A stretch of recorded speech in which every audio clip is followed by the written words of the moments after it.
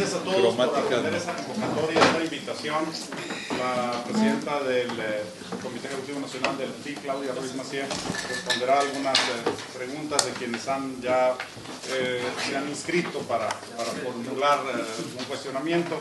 Y en primer término tenemos a Marco Luis Polo, de MBS. Sí. Hola, Marco. Hola, buenas tardes a todos. Yo quiero preguntar su opinión en torno a la cuestión esta que se está tratando ya en relación a la ley de austeridad republicana, que no tan solo contempla ampliar los días laborales para la burocracia federal hacia sábados y domingos, sino también eliminar algunos apoyos para niños con cáncer. Me gustaría que me pudiera contestar en esto. Y la segunda pregunta sería la cuestión relacionada con la seguridad del país, que al parecer ya empieza a orientar inversiones. Gracias, Marco. Mira, primero decir que todos estamos de acuerdo en que el uso de los recursos públicos debe ser más eficiente y más racional, pero que este objetivo compartido de tener gobiernos y entes públicos eficientes en el gasto y austeros, es decir, no dispendiosos ni derrochadores, no debe ser un pretexto para tomar decisiones que afectan a los mexicanos o que afectan la calidad de los servicios y de la gestión del gobierno. Y esto es algo que hemos visto recurrentemente en la toma de decisiones del gobierno de la República. Por un lado, está bien que no haya gastos suntuarios para la alta burocracia, pero está mejor que todos los que trabajan en los gobiernos tengan una remuneración adecuada y condiciones salariales y de trabajo no solo dignas y proporcionales a su responsabilidad, sino que respeten los derechos que han venido adquiriendo históricamente los burócratas, en el buen sentido de la palabra.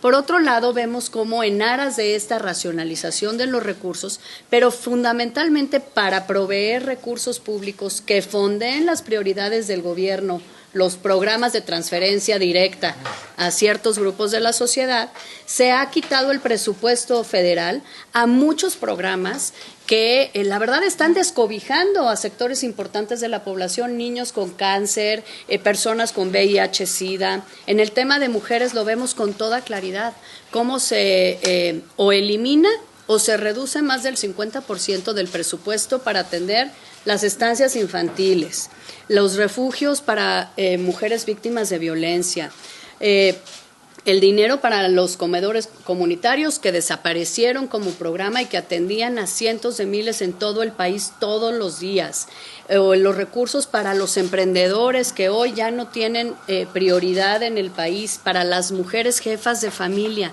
Entonces, es lógico que un gobierno quiera usar mejor los recursos y tenga prioridades, pero es ilógico que descobije a otros programas y a otras prioridades que también le importan a la ciudadanía, y esto es lo que está mal.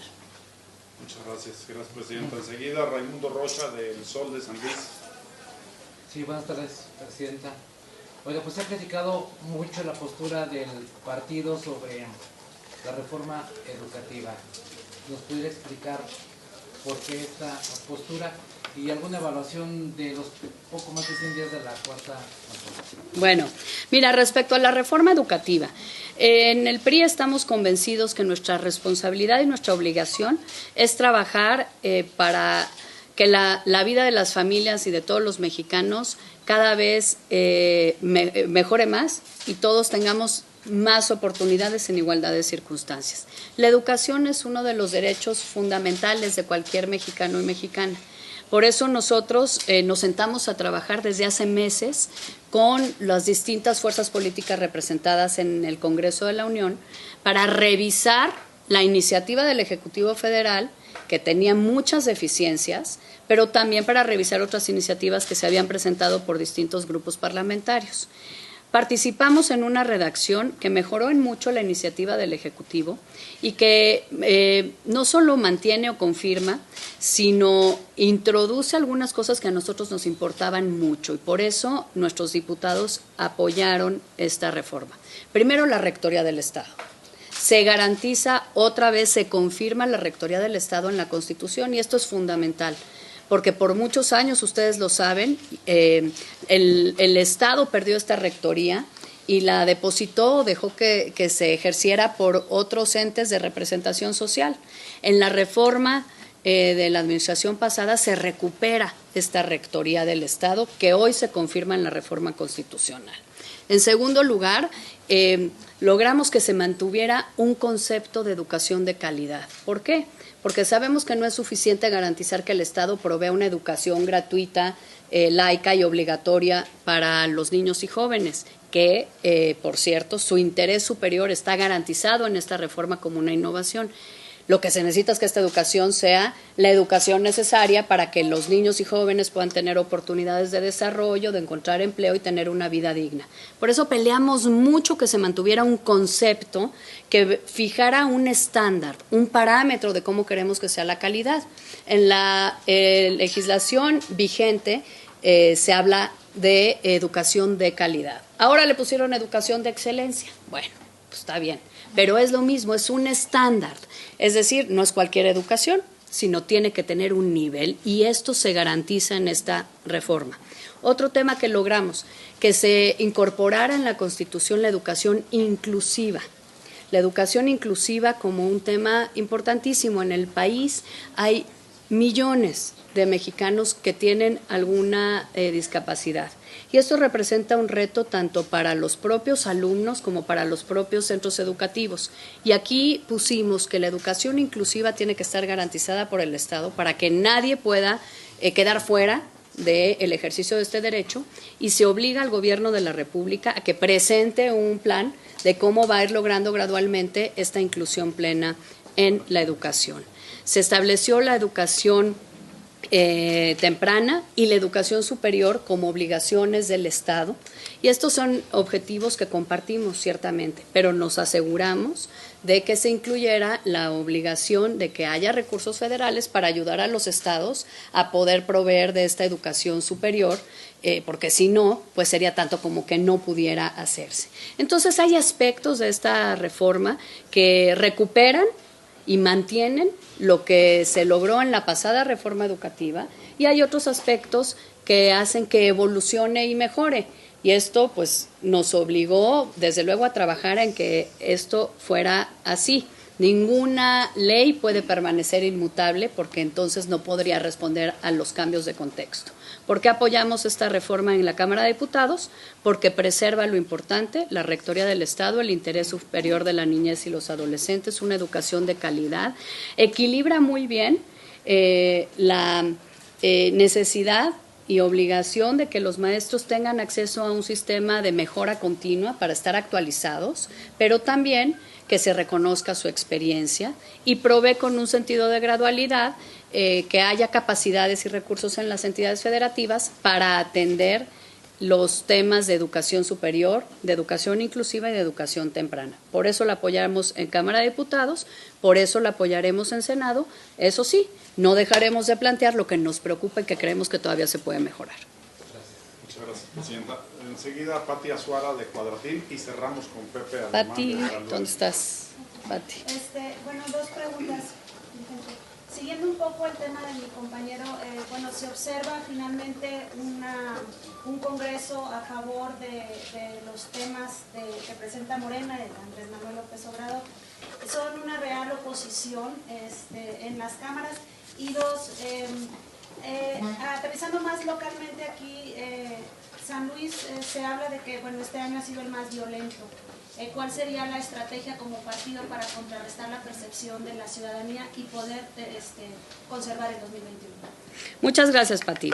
Yo te diría, somos no solo una verdadera oposición, sino una oposición firme. Somos una oposición que sabe que nuestra responsabilidad es con los mexicanos y lo que les conviene. Por eso, cuando hay iniciativas de Morena o de cualquier otro grupo parlamentario que son lo que el país necesita, nos sentamos a trabajar para aprobarlas. Cuando no coincidimos porque creemos que no es lo que necesitan ni beneficia a las familias mexicanas, entonces votamos en contra. En el tema de la reforma educativa, no nos gustó la iniciativa del Ejecutivo, pero nos sentamos a trabajar en cómo mejorar y cómo incorporar lo que nos preocupaba, lo que queríamos preservar y lo que queríamos que se incluyera, y trabajamos con otras fuerzas políticas en ese sentido.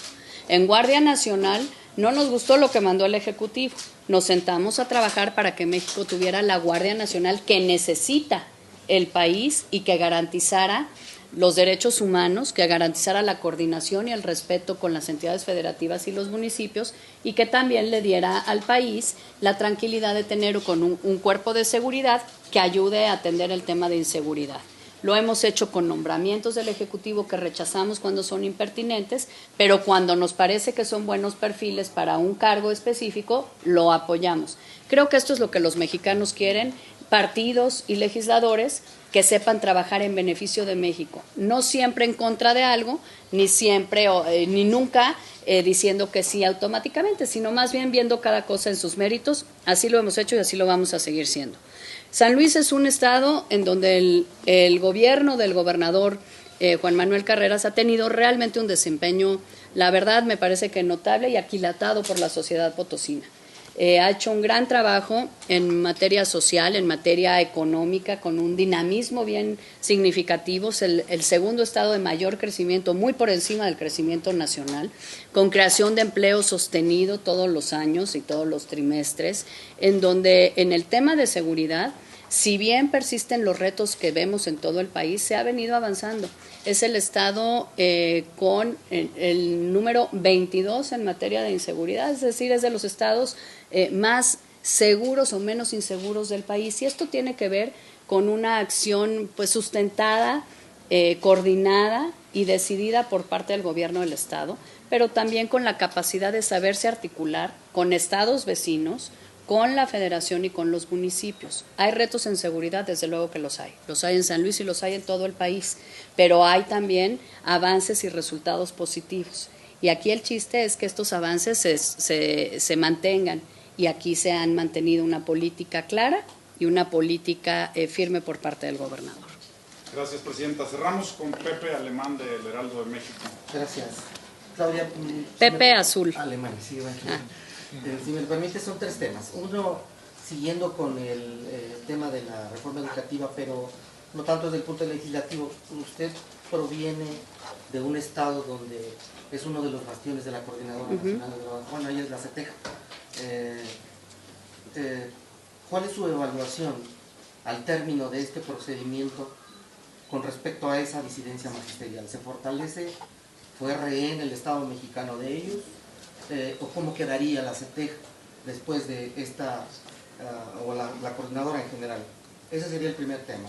El segundo tema, Ulises Ruiz, la exgobernadora de Yucatán, aspirantes a la dirigencia nacional, pues piden a voces que haya piso parejo. Ellos hablan de prácticamente de una consulta a la base, ya no quieren asamblea ni delegados. Sé que ya surgieron los lineamientos, me parece que ayer o antier, respecto al proceso interno. Me gustaría conocer su opinión como presidente del partido, si garantiza que habrá ese piso parejo y habrá ese proceso democrático para estas personas que lo piden. Muchas gracias. Perdón, un tercero. Ese también es local. Hace unos días dos personajes aquí de la política local, uno de ellos exdiputado local y candidato a diputado federal, José Luis Romero Calzada, y el otro exdirigente estatal del Partido Verde, otrora aliado del PRI, y ahora secretario de elecciones, si no mal recuerdo, del Comité Ejecutivo Nacional, hablan de un acuerdo popular con Morena y un grupo político local que se denomina la Gallardía. Hablan que ellos están haciendo un bloque para contender para el 21. ¿Cuál es la perspectiva del PRI respecto a esos agrupamientos que hay previos al 21 que se renovará aquí el Ejecutivo estatal? Bueno, primero respecto a la coordinadora. Me parece que es claro, y porque se fue de conocimiento de todo el país por la cobertura de los medios de comunicación, que justamente la coordinadora buscaba mantener secuestrada la posibilidad de que avanzara o no la reforma educativa que se discutió en la Cámara de Diputados, y que finalmente los diputados decidieron pues no ser víctimas de ese chantaje y continuar en el trabajo legislativo, no dándole el espacio a la coordinadora para que dictara los términos de esta reforma. Y creo que eso es lo correcto. La educación de nuestros niños y jóvenes no puede estar secuestrada por un grupo, el que sea, por ninguno. Es la obligación del Estado garantizar una educación de calidad laica, gratuita, obligatoria, ahora si progresa en la Cámara de Senadores desde la educación temprana hasta la educación superior. Creo que eso es lo correcto, esta rectoría, ejercerla y no permitir el chantaje por parte de ningún grupo, mucho menos de la coordinadora, que hemos visto cómo, lejos de representar intereses legítimos de maestros o maestras, más bien perjudica el acceso de los niños a la educación en estados como el mío, en estados como Oaxaca, en Chiapas. Esto no se debe permitir y yo celebro que se haya decidido ir para adelante con el trabajo legislativo, dejando al margen a la coordinadora. Respecto a la elección interna del partido, fue precisamente la dirigencia nacional que yo encabezo, el Comité Ejecutivo Nacional, quien propuso al Consejo Político de nuestro partido que pudiésemos buscar al Instituto Nacional Electoral para que nos acompañe y coadyuve con nosotros en la organización de un proceso interno en donde se garantice la participación democrática de nuestra militancia para que puedan elegir a quien habrá de dirigir al partido los próximos 4 años. Nosotros, como dirigencia, estamos construyendo todas las condiciones para garantizar un piso parejo a quienes deseen participar. Hoy tenemos 6 militantes, 2 mujeres, 4 hombres, que han manifestado que están interesados en participar y estamos construyendo junto con el INE las reglas del juego que nos permitan tener una elección democrática, abierta, con piso parejo y con reglas claras. Venimos trabajando con el INE, como me autorizó el Consejo Político Nacional. Iremos a Consejo Político Nacional el 6 de mayo para decirles cómo va el tema de la negociación de un convenio con el INE y pedirles su autorización para suscribirlo. Reglas claras, piso parejo, rendición de cuentas, transparencia, participación de la militancia para tomar decisiones es lo que vamos a hacer. Es parte de la renovación y de la nueva etapa que vivimos en el PRI. Y por cierto, venimos trabajando con los 6 aspirantes, entre quienes están los 2 exgobernadores que mencionas. Y bueno, pues saben perfectamente que estamos en esta lógica.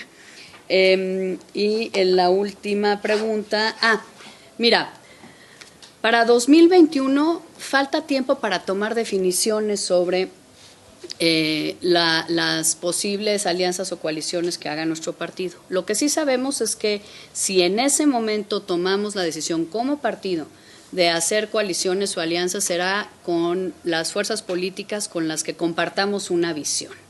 Hoy no compartimos una visión con Morena, ni creemos que vayamos a compartir nunca la visión que tiene Morena, porque es una visión que en el PRI quedó superada hace décadas. Es una visión restrictiva de derechos, es una visión centralizadora del poder, es una visión autoritaria que nosotros no compartimos.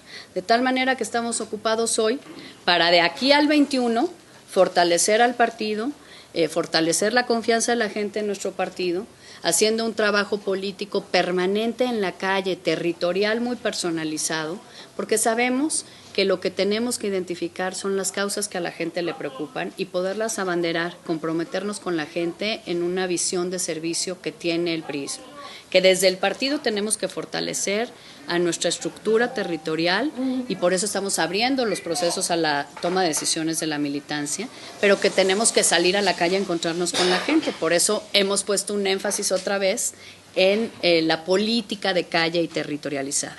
Y que como aquí tenemos un gobierno encabezado por un militante priista distinguido como es el gobernador, son los resultados del gobierno los que también nos van a ayudar a llegar fuertes y con confianza ciudadana al 2021. Estamos trabajando todos los días en el partido, hacia adentro y hacia afuera, en el gobierno, dando buenos resultados a la sociedad potosina, y eso nos va a permitir llegar fuertes a 2021 y en condiciones de confirmar el respaldo de la mayoría de la sociedad potosina para nuestro partido. Alianzas, coaliciones, pues ya se verá en su momento. Lo que hagan otros partidos, lo que hagan militantes de otros partidos, pues es su tema. Nosotros estamos concentrados en lo nuestro. Muchísimas gracias. Gracias. Nada más los 6 aspirantes que... Yo les doy los nombres. ¿Sí? Bueno, son 6. Hasta ahora, 8 de... ¿Cuál? Es, ya.